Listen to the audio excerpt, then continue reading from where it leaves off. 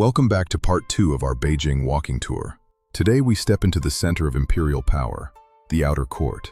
The outer court was the stage for the most solemn ceremonies of the Ming and Qing dynasties. At its heart stand the three great halls, rising over 7 meters above the ground on a grand marble base. First is the Hall of Supreme Harmony, the largest and most prestigious building in the entire palace. If you like this content, please help us by hitting the subscribe button and notification bell, so you can be notified when we upload additional content. This hall is 11 bays wide, but the interior room is exactly 9 bays, representing the 9-5 status of the emperor. It is the only building in China allowed to have 10 guardian figurines on its roof corners. Inside, the floor is paved with golden bricks, specially treated clay that took over 100 days to fire. At the center sits the dragon throne, where coronations and royal weddings were proclaimed to the empire. Above the throne hangs the Xuanyuan mirror, a pearl designed to fall on anyone who dared sit there without the mandate of heaven.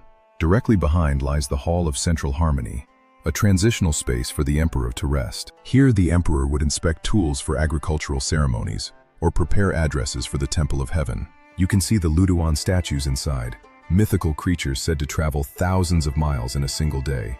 The final hall is the Hall of Preserving Harmony, used for grand banquets and the final stage of the imperial exams. Under the Qing dynasty, this became the site of the palace examination, personally presided over by the emperor. Behind this hall lies the largest stone carving in the palace, a single marble block weighing 250 tons. Workers moved this massive stone 70 kilometers over a path of ice made from frozen well water. In heavy rain, over 1,000 marble dragon heads act as a drainage system, creating a spectacular display. To fight fires, these gilded bronze vats were kept filled with water and heated from below during the winter.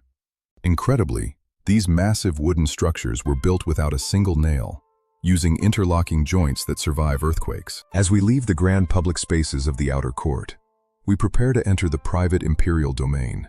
In part 3, we will explore the mysteries of the inner court. Thank you for walking with us. If you like this content, please help us by hitting the subscribe button and notification bell, so you can be notified when we upload additional content.